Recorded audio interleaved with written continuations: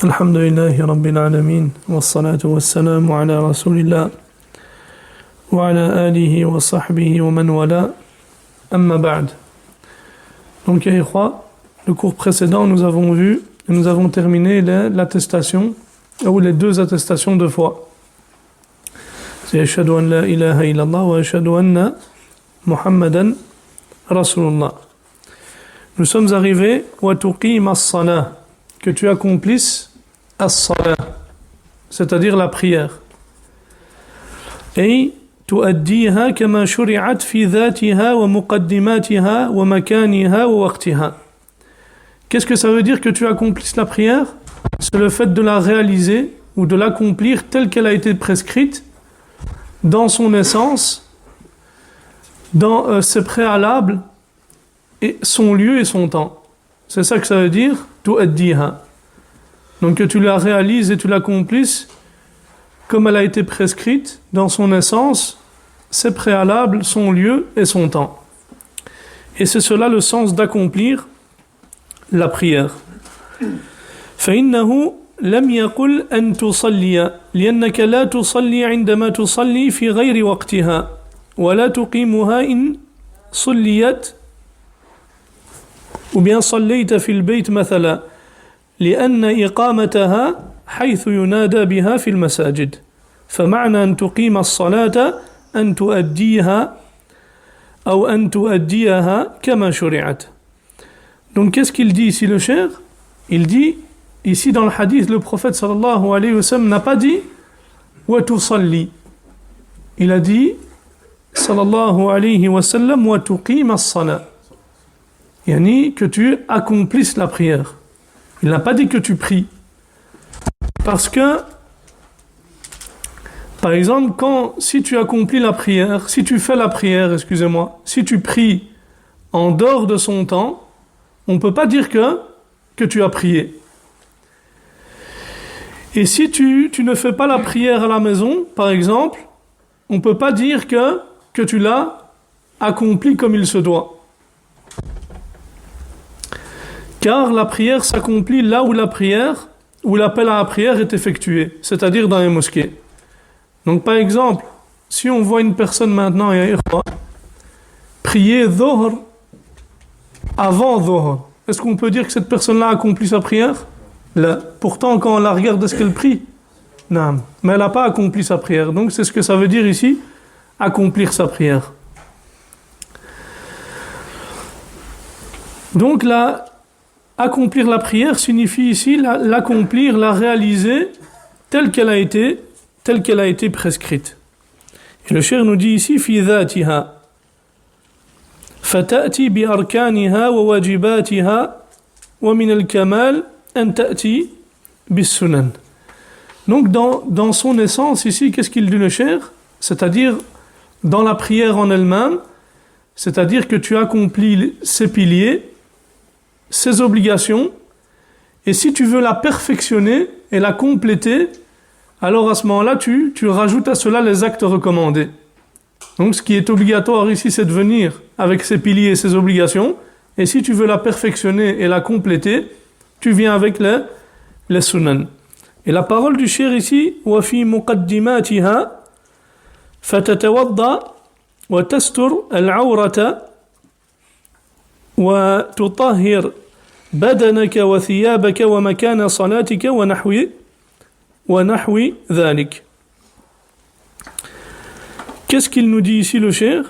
في مقدماتها, comme on a dit ici, dans ses préalables, c'est-à-dire qu'on accomplit ici le fait de réaliser la prière telle qu'elle a été prescrite, dans son essence, on a dit c'était quoi? C'est-à-dire en accomplissant ses piliers et ses obligations. Et si on veut la perfectionner et la compléter, alors on fait les sunan.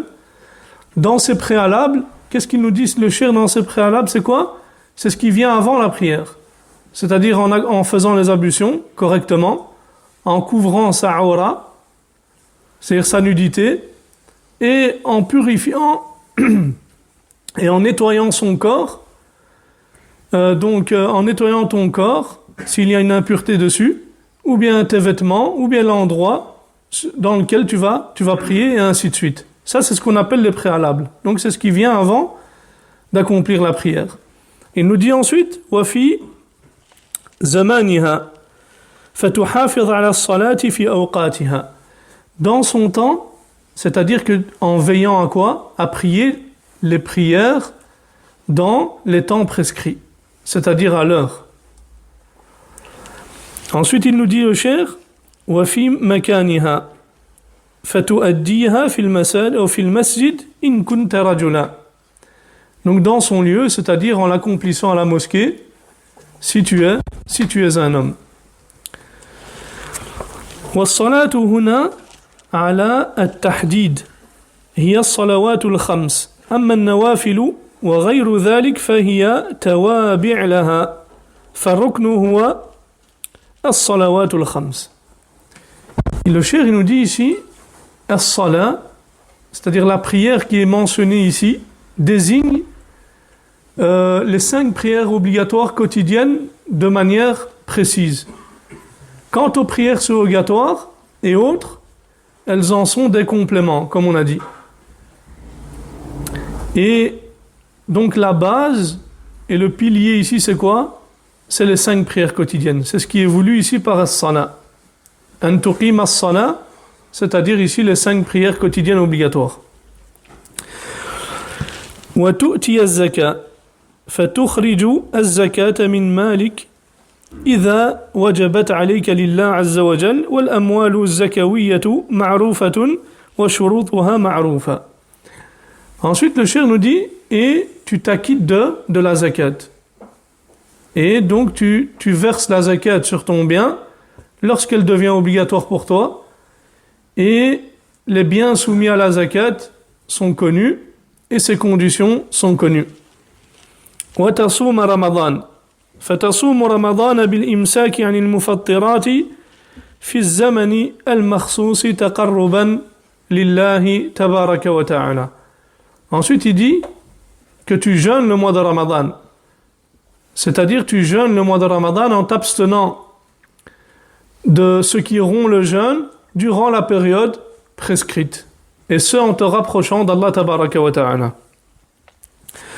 وتحج البيت إن استطعت إليه سبيلا, et de faire le pèlerinage de la maison si tu en as la capacité. لأن الحج يحتاج إلى صبر غالبا وذلك تجده في قوله إن استطعت إليه سبيلا فإن لم تستطع فإنه ليس بواجب عليك. Le cheikh nous dit ici, et de fait, donc dans le hadith, le prophète sallallahu alayhi wa sallam a mentionné en cinquièmement, en 5e position, et de faire le pèlerinage de la maison si tu en as la capacité. Et pourquoi ici si tu en as la capacité? Le cheikh nous dit car le pèlerinage nécessite généralement de la patience et de l'endurance. Et c'est pour cela que tu trouves dans la formulation, ici tu trouves dans la parole du prophète sallallahu alayhi wa sallam, si tu en as la capacité. Et si tu n'en as pas la capacité de faire le hajj, alors à ce moment-là, il n'est pas obligatoire pour toi. Donc voilà ici les piliers de l'islam et ses fondements, et les aspects les plus importants de l'islam sont ces 5 piliers. Le cheikh nous dit ensuite, hafidhahullah, فهذه أركان الإسلام وأصول الإسلام فجوانب الإسلام الأقوى هي هذه الخمسة منها ما اتفق العلماء على أن العبد إذا لم يأتي به لا يقوم إسلامه أصلا وهو الشهادتان باتفاق العلماء فمن لم يأتي بالشهادتين لا يقوم إسلامه. Le cheikh nous dit, parmi ces 5 piliers, ya ikhwa, il y a ce sur quoi les savants sont unanimes, que si le serviteur ne l'accomplit pas, son islam n'est pas établi, c'est-à-dire à la base.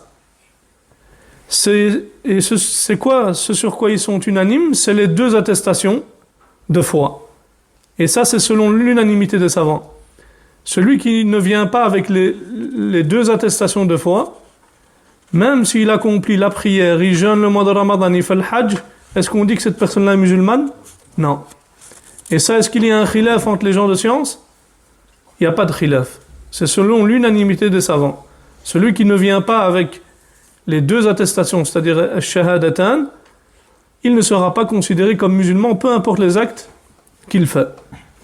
Et ça, il y a un consensus des savants sur cela.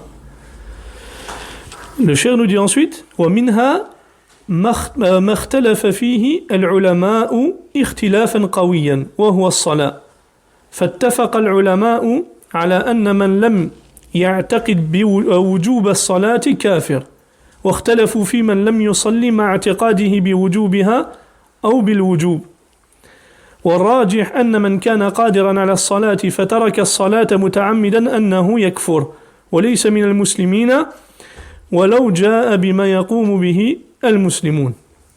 Le cheikh nous dit, parmi ces piliers-là, il y en a concernant lesquels il y a une forte divergence entre les ulama. Et c'est la prière. Les savants sont unanimes sur le fait que celui qui ne croit pas à l'obligation de la prière est mécréant. C'est-à-dire celui qui dit que, par exemple, celui qui dit que la prière n'est pas obligatoire, lui, selon l'unanimité des savants, il est mécréant.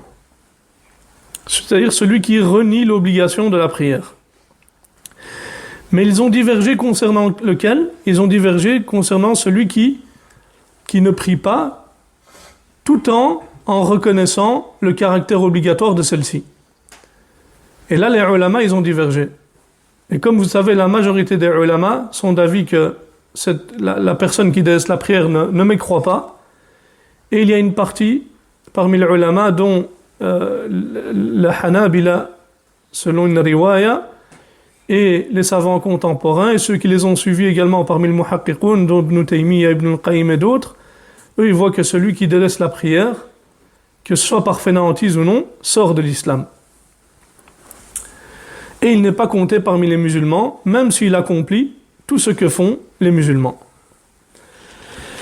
وأما بقية الأركان فمن اعتقد وجوبها ولم يفعلها فالراجح أنه مسلم لكن إيمانه ضعيف.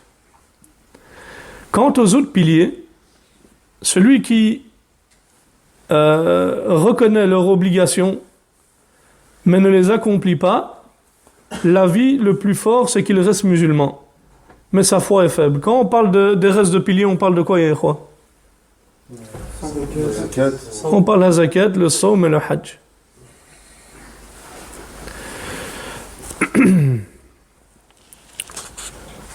إذن هذه أركان الإسلام لأن من لم يأتي بها إما أنه لا يقوم إسلامه أصلا وإما أن إسلامه يقوم على هشاشة وضعف وهذه هي المرتبة الأولى من مراتب الدين.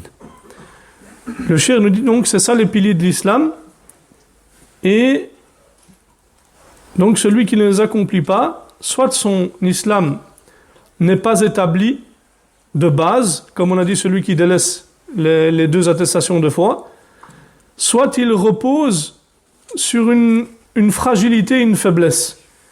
Et ça, c'est le premier degré parmi les degrés de la religion. Concernant, quand on dit il repose sur une fragilité, une faiblesse, par exemple, qui? Celui qui délaisse quoi? Celui qui délaisse la zakat, celui qui délaisse le sawm, et celui qui délaisse le hajj.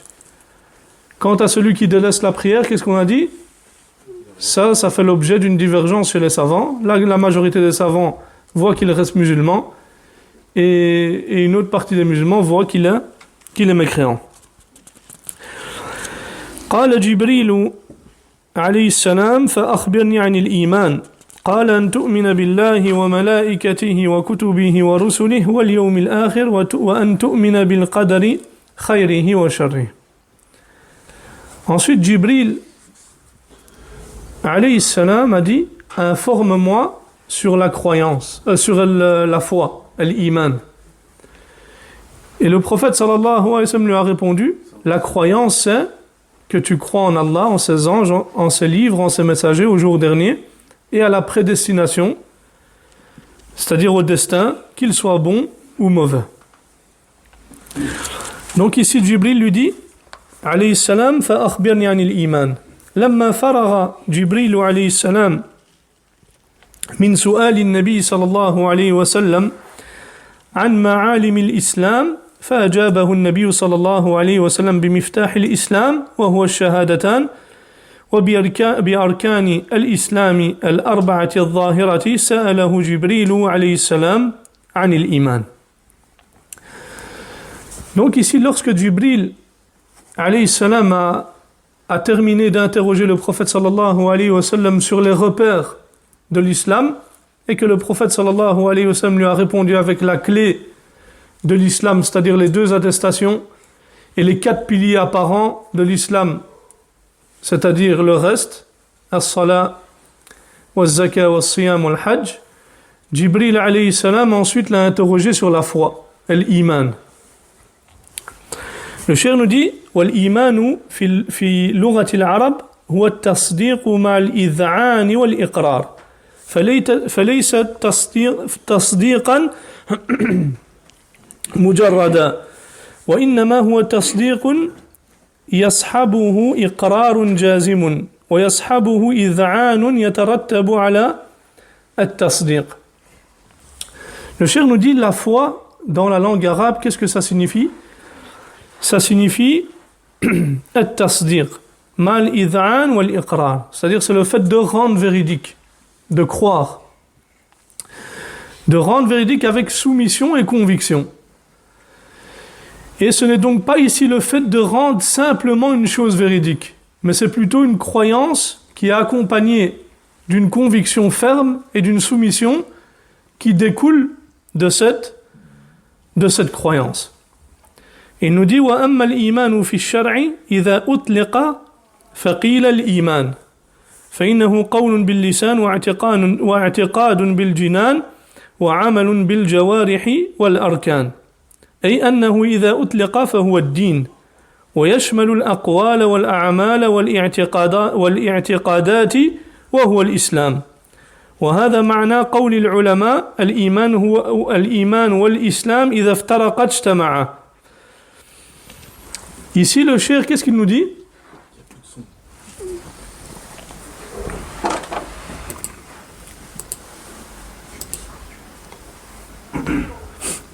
Et maintenant?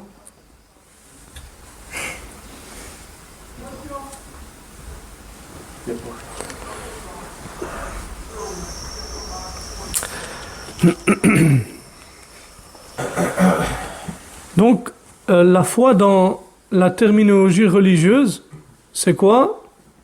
C'est lorsque la foi est mentionnée de manière absolue, c'est-à-dire l'iman, on dit quoi?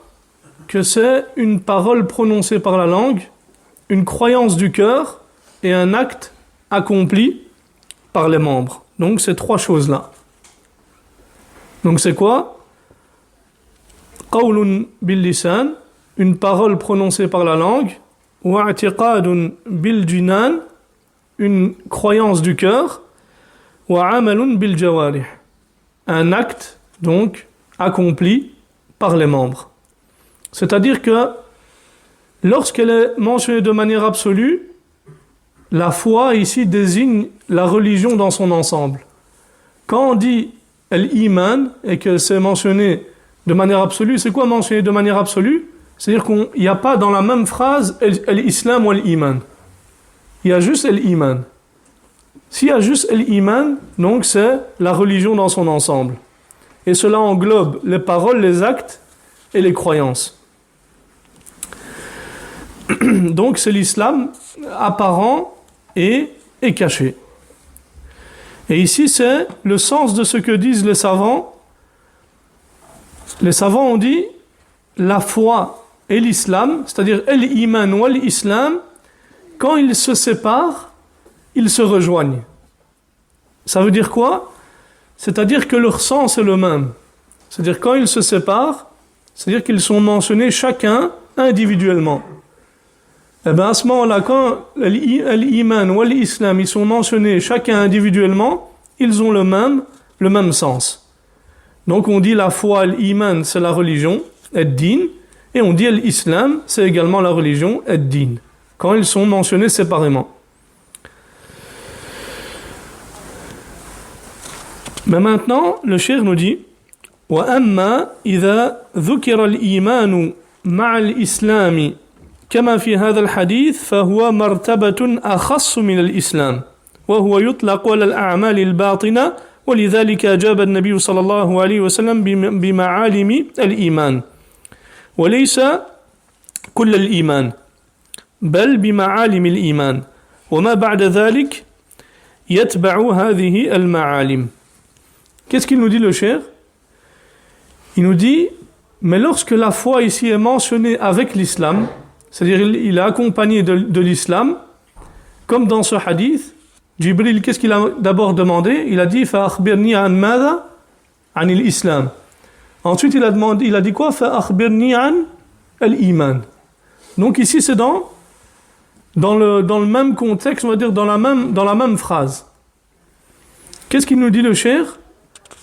Quand c'est le cas, alors à ce moment-là, l'iman ici désigne un degré plus spécifique que l'islam. Et là, à ce moment-là, elle renvoie aux actes cachés. C'est pour cela que le prophète sallallahu alayhi wa sallam a répondu en mentionnant les grands repères de la foi et non la totalité de la foi. Il a mentionné les repères et tout ce qui vient après s'y rattache. Le cheikh nous dit إذن إذا اجتمع الإسلام والإيمان فالإسلام دائرة ثم الإيمان دائرة أصغر في داخل الإسلام ولا بد في دائرة الإسلام من أصل الإيمان ولكنه يقوى في دائرة الإيمان حتى يكمل فدائرة الإيمان فيها الإسلام والإيمان ودائرة الإسلام فيها أصل الإيمان ولا يكون الإنسان مسلما إلا إذا جاء بأصل الإيمان ولكنه لا يكون مؤمنا يكمل إيمانه ويقوى حتى يدخل في دائرة الإيمان. Qu'Allah Tabaraka nous facilite pour traduire ça. Qu'est-ce qu'il nous dit le cheikh? Il nous dit donc lorsque l'islam et la foi sont mentionnés ensemble, mais je vais vous le résumer, après je vais vous le résumer, Inch'Allah, beaucoup plus simplement, Inch'Allah. Mais on va quand même mentionner ce qu'il dit le cheikh, en espérant que ce ne soit pas de l'anglais, Inch'Allah. Donc il dit l'islam et la foi, lorsqu'ils sont mentionnés ensemble, l'islam est comme un grand cercle, et la foi est un cercle plus petit à l'intérieur de l'islam. Restez avec moi. Dans le cercle de l'islam, il faut obligatoirement qu'il y ait la base de la foi. Mais elle se renforce dans le cercle de la foi jusqu'à se compléter. Et le cercle de la foi contient donc l'islam et la foi. Et le cercle de l'islam contient le fondement de la foi. Et dans le cercle de l'islam se trouve la base de la foi. Et une personne ne peut être musulmane que si elle vient avec la base de la foi, mais elle ne sera pas croyante au sens complet, avec une foi accomplie et solide, jusqu'à ce qu'elle entre dans le cercle de la foi. Le cheikh après il va l'expliquer. Il nous dit وَلِذَلِكَ تَلْحَظُ فِي قَوْلِهِ تَعَالَى قَالَتِ الْأَعْرَابُ آمَنَّا أول ما أسلموا قالوا آمنا فرد الله عليهم بقوله سبحانه قل لم تؤمنوا ولكن قولوا أسلمنا ولما يدخل الإيمان في قلوبكم ولما نفي للحاضر مع توقع الحصول في القريب. Donc le cheikh il nous explique sa parole d'avant en disant c'est pour cela que tu remarques dans la parole d'Allah Tabaraka wa Ta'ala, lorsque les Bédouins ont dit, donc Allah dit, concernant les Bédouins disent, nous croyons pleinement. Nous croyons pleinement. Et ça, c'était au début de leur entrée dans l'islam. Ils ont dit, nous croyons pleinement. Et Allah Tabaraka wa Ta'ala a répondu, réponds-leur, vous n'avez pas encore la foi, dites plutôt, nous nous sommes soumis. car la foi n'a pas encore pénétré vos cœurs. Et ici, le terme lamma, pas encore, est une négation du présent avec l'attente que cela se réalise prochainement. Donc la foi est un degré. C'est pour cela que les savants disent, lorsqu'une personne entre dans l'islam, elle est musulmane avec la base de la foi. Puis elle devient croyante par la suite. C'est quoi la base de la foi, ya ikhwa? Les piliers. Exactement. Et la base de la foi, c'est les 6 piliers qu'on a mentionnés. Et donc, pour résumer, ya ikhwa, quand l'islam et la foi sont mentionnés séparément, ils ont le même sens. C'est-à-dire, c'est l'islam dans son intégralité, dans son ensemble. Et quand ils sont mentionnés ensemble, la foi alors désigne les œuvres cachées, comme par exemple quoi? Comme par exemple les œuvres du cœur, comme la foi en Allah tabaraka wa ta'ala, la crainte, l'espérance, al-mahabba, l'amour. Tout ça, ça fait partie de la foi. Et l'islam désigne à ce moment-là les œuvres apparentes. C'est quoi les œuvres apparentes, ya ikhwa? Par exemple. Mais c'est quoi qu'on a mentionné ici? Ouais, on a déjà mentionné. Les actes apparents, c'est quoi? Exactement. C'est les 4 piliers. C'est-à-dire la prière, la zakat, le jeûne et le hajj. Ça, c'est les actes apparents. Et la foi, donc les actes cachés, qui sont ce qu'on a mentionné. Ensuite, le cheikh nous dit, donc dans le hadith il dit قال أن تؤمن بالله. Le prophète sallallahu alayhi wa sallam dit, donc en quoi consiste la foi? Que tu crois en Allah. أن تؤمن بالله. فبدأ بأصل الإيمان كما بدأ في الإسلام بمفتاح الإسلام. Donc ici, le prophète sallallahu alayhi wa sallam a commencé par la base de la foi, tout comme il avait commencé dans l'islam par la clé de l'islam. Il dit وَالْإِيمَانُ بِاللَّهِ سبحانه وتعالى يقتضي أمورا أربعة. La foi en Allah subhanahu wa ta'ala implique 4 choses. الأمر الأول أن تؤمن بوجود الله وهذا أمر فطري فالبراهين عليه قاطعة والأدلة عليه ساطعة ولا ينكره إلا كذاب في نفسه يعلم في نفسه أنه كذاب. Le cheikh, qu'est-ce qu'il nous dit? La première chose, c'est de croire en l'existence d'Allah tabaraka wa ta'ala. Et ça, c'est quelque chose d'inné. C'est quelque chose d'inné, de fitri. Et les preuves de cela en sont formelles. Et les arguments en sont évidents. Et personne ne le nie, sauf celui qui se ment à lui-même et qui sait au fond de lui que c'est un menteur. Et si l'athée qui vient te dire « je ne crois pas en l'existence d'Allah », lui-même au fond de lui, il sait que c'est un menteur. الأمر الثاني الإيمان بربوبية الله وأنه سبحانه وتعالى هو الرب الخالق الرزاق سبحانه وتعالى ولا يشاركه في ذلك أحد.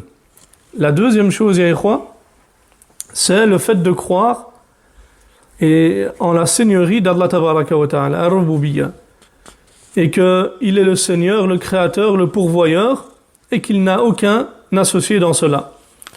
الأمر الثالث الإيمان بألوهية الله وأنه سبحانه وتعالى هو المستحق للعبادة وقد قامت الأدلة الكثيرة على أن الله سبحانه وتعالى هو المألوه المعبود. La troisième chose, ya ikhwa, c'est croire en la divinité d'Allah tabaraka wa ta'ala et que lui seul,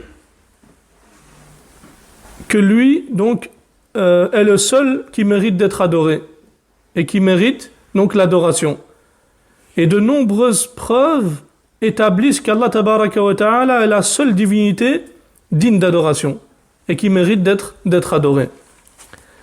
Al-amru al-rabi'u الإيمان بأسمائه وصفاته بأن تؤمن بأن لربك سبحانه وتعالى أسماء وصفات جاءت في كتاب الله وفي سنة رسول الله صلى الله عليه وسلم وأن تؤمن بها كما آمن بها رسول الله صلى الله عليه وسلم وكما آمن بها صحابة رسول الله صلى الله عليه وسلم وتجريها على ظاهرها على ما يليق بجلال الله تبارك وتعالى من غير تحريف ولا تعطيل ولا تشبيه ولا تمثيل.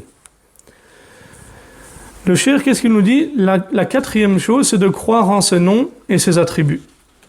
En croyant et en ayant la ferme conviction que ton Seigneur possède des noms et des attributs parfaits qui sont mentionnés dans le livre d'Allah Tabaraka wa Ta'ala et dans la sunna de son messager sallallahu alayhi wa sallam. Et tu y crois comme y a cru le messager d'Allah sallallahu alayhi wa sallam et comme y ont cru ses compagnons radiyallahu anhum. Et tu les prends dans leur sens apparent, tel qu'il sied à la majesté d'Allah Tabaraka wa Ta'ala, sans déformation, sans négation, sans s'interroger sur le comment et sans assimilation, et-temthil. Et tu crois en ces noms et ces attributs tels qu'ils sont venus dans le Coran et la Sunna.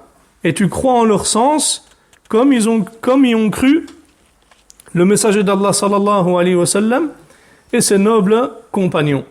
Et c'est cela la foi en Allah tabaraka wa ta'ala. Ensuite, le prophète sallallahu alayhi wa sallam a dit wa malaikatihi et ses anges. Donc ça c'est le deuxième pilier que le prophète sallallahu alayhi wa sallam a mentionné. Wal malaikatu aslun lafdhiyun yadullu ala as-sihha wal quwwati wal risala.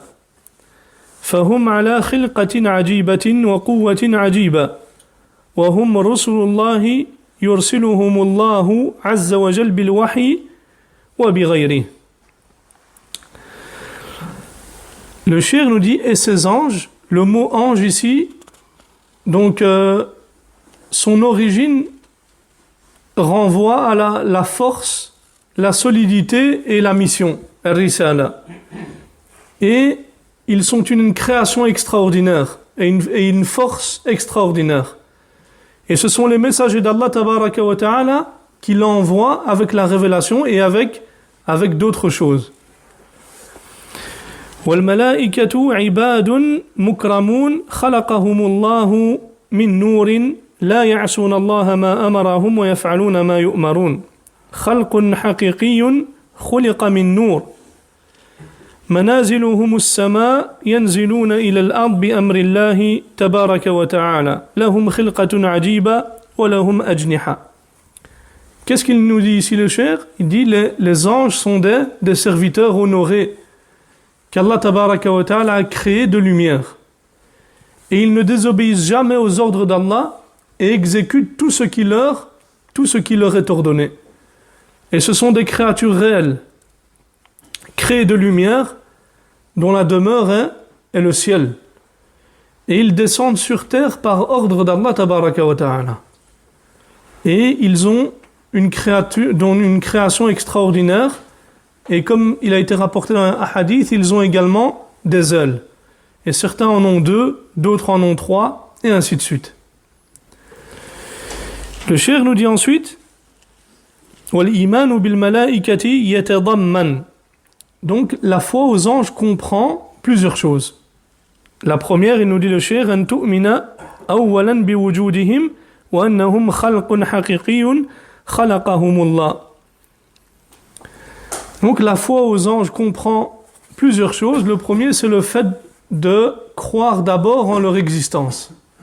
Donc, on croit en leur existence et qu'ils sont des créatures réelles qu'Allah tabaraka wa ta'ala a créées.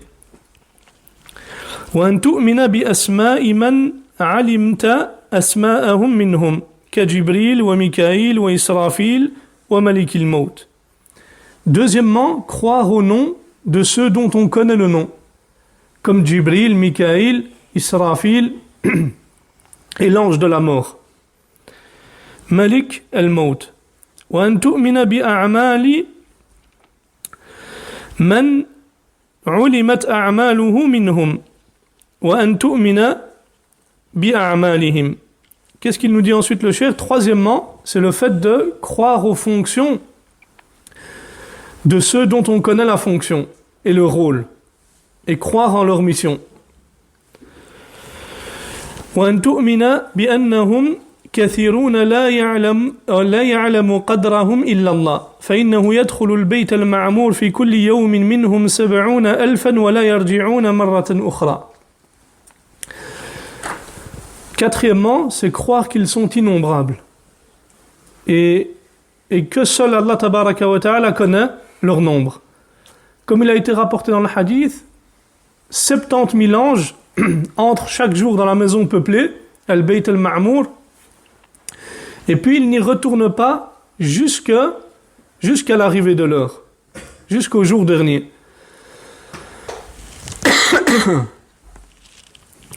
Et il a été rapporté également dans le hadith du voyage nocturne et de l'ascension.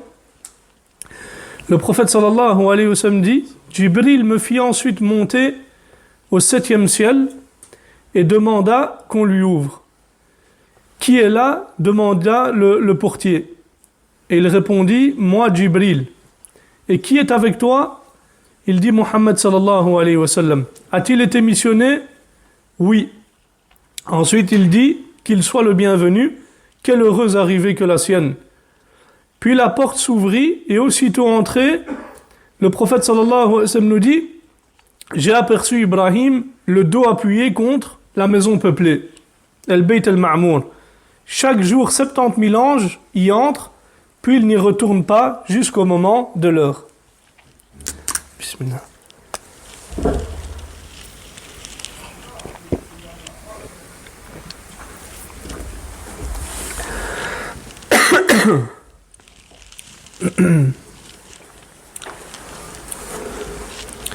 Ensuite, le cheikh va nous mentionner une qaïda, une règle. Il nous dit: وَلِذَلِكَ يَقُولُ الْعُلَمَاء الْإِيمَانُ بِالْمَلَائِكَةِ يَكُونُ إِيمَانًا عَلَى سَبِيلِ التَّفْصِيلِ بِمَنْ فُصِّلَ لَنَا مِنْهُمْ وعلى سبيل الإجمال بمن لم يفصل لنا منهم. Donc qu'est-ce qu'il nous dit le cheikh? Il nous donne une règle, il dit, les savants ont dit: la foi aux anges se fait de manière détaillée pour ceux qui nous ont été mentionnés de manière détaillée. Comme qui par exemple, Yaïkhwa? Jibril, Israfil, Malik al-Maut par exemple. Et de manière globale pour ceux qui ne nous ont pas été précisés. Est-ce qu'il y a d'autres noms d'anges? Il y a d'autres noms d'anges. Lakin, est-ce qu'ils nous ont parvenus? Non, il n'y a pas d'autres noms d'anges qui nous sont parvenus, qui nous ont été parvenus, alors on y croit de manière globale pour ceux qui ne nous ont pas été précisés. Donc ça, c'est la règle que le chéri, il mentionne. Donc la foi aux anges se fait de manière détaillée pour ceux qui nous ont été mentionnés de manière détaillée, comme Jibril alayhi salam par exemple, et de manière globale pour ceux qui ne nous ont pas été précisés. Ensuite, le prophète sallallahu alayhi wa sallam nous dit: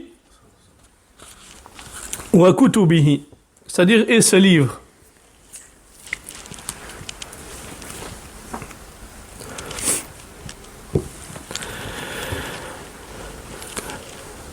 نعم أن تؤمن بكتب الله عز وجل بأن تؤمن بأنها كتب أنزلها الله على رسله وهي من كلامه سبحانه وتعالى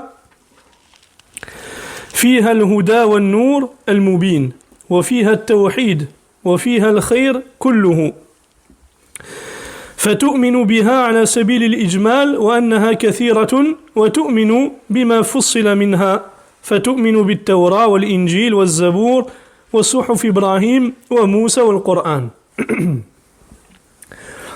Donc la foi en ces livres, c'est quoi, Yaïkhwa? C'est le fait de croire aux livres d'Allah tabaraka wa ta'ala et de croire qu'ils sont des livres qu'Allah tabaraka wa ta'ala a révélés à ses messagers. Et que ces livres-là font partie de sa parole, c'est-à-dire c'est la parole d'Allah tabaraka wa ta'ala créée, et que ceux-ci excusez-moi, et que ceux-ci contiennent donc al-huda, la guidance et la lumière évidente, le tawhid et tout le bien. Et on y croit de manière globale en sachant qu'ils sont nombreux. Et tu crois en ceux qui ont été précisément mentionnés, c'est-à-dire la Torah, l'évangile, le Zabour, les feuillets d'Ibrahim et de Moussa et le Coran. Le cheikh va nous dire quelque chose d'important. Il nous dit وَلَيْسَ مَعْنَى الْإِيمَانِ بِالْكُتُبِ أَنْ تَعْمَلَ بِهَا الْيَوْمِ أو تقر بالعمل بها اليوم وإنما أن تؤمن بأنها كتب من الله أنزلت على رسل الله فأنزلت التوراة على موسى عليه السلام والإنجيل على عيسى والزبور على داود والصحف على إبراهيم وموسى وتؤمن بأن القرآن قد نسخ جميع الكتب وأنه كتاب الله الباقي حتى يرث الله الأرض ومن عليها. Qu'est-ce qu'il nous dit, hafidhahullah? Il nous dit le fait de croire aux livres ici, ça ne signifie pas de les mettre en pratique aujourd'hui. Et que tu acceptes le fait que ce livre-là soit mis en pratique. Le fait de croire aux livres signifie le fait de croire qu'ils sont les livres venant d'Allah tabaraka wa ta'ala et qu'ils ont été révélés aux messagers d'Allah. La Torah a été révélée à Moussa alayhi salam, l'évangile a été elle a été révélée à Isa alayhi salam, le Zabour il a été révélé à Daoud, les Suhuf d'Ibrahim et de Moussa, et que tu crois que le Coran a abrogé tous les livres précédents et qu'il est le livre d'Allah qui demeurera jusqu'à ce qu'Allah tabaraka wa ta'ala hérite de la terre et de tout ce qui et de tous ses habitants. Vous êtes en train de me perdre, quoi. J'ai presque plus de voix.